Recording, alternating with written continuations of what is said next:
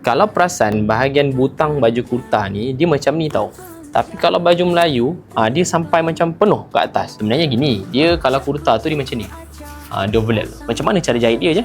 Jom kita buat. Ada bedanya. Tengok bahagian ni tertulang bawah. Potong sikit dalam kadar saya katakan suku inci. So dia jadi macam tu kan. Okey. Bahagian tertulang atas juga pun sama. Kita buat begitu. Potong dalam kadar suku inci daripada atas. Kita ukur lah. Okey, jadi macam tu. Make sure sama panjang lah dia punya potongan tu. Kerana dia akan jadi begini. Bahagian depan dia akan potong begini. Okey. Bahagian belakang dia akan potong macam ni. Jom kita potong. Okey, ni depan. Kita potong juga. Dia akan masukkan collar tu. Maksudnya, yang ni nanti kita akan lekatkan dengan fabric dia. Dia akan masuk ke dalam macam ni. Macam ni. Nampak?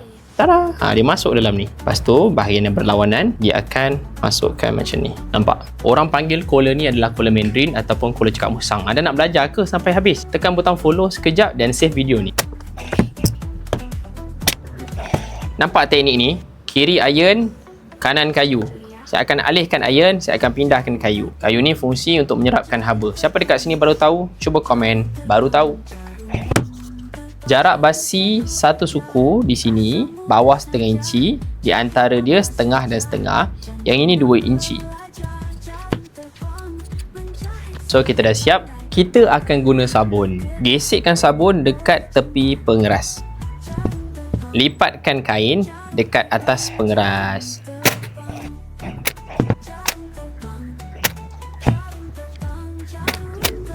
Bila kita dah mula sabun, dia dah melekat. Saya dah mengajar ni daripada mula-mula dulu saya masuk dunia mengajar online 2017. So, bila anda kenal jam terbang, cuba komen sikit. Okey, lipatkan macam ni.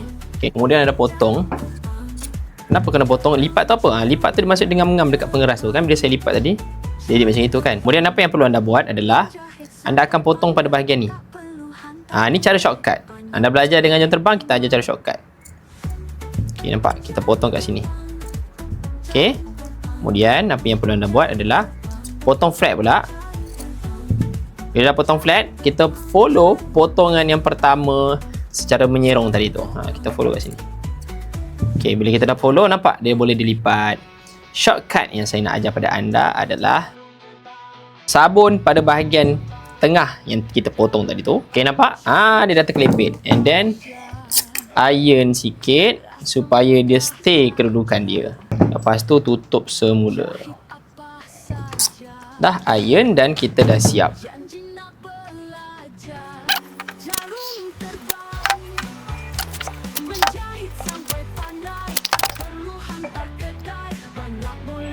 Tertulang atas dan tertulang bawah sudah siap. Next, saya akan ajar anda cantum tertulang pada badan dan cantum leher pada collar.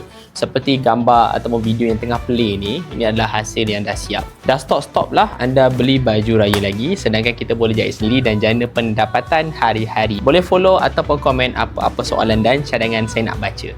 Oh ya, kalau nak beli barang-barang yang saya guna tadi, tengok dekat showcase. Terima kasih sebab support saya.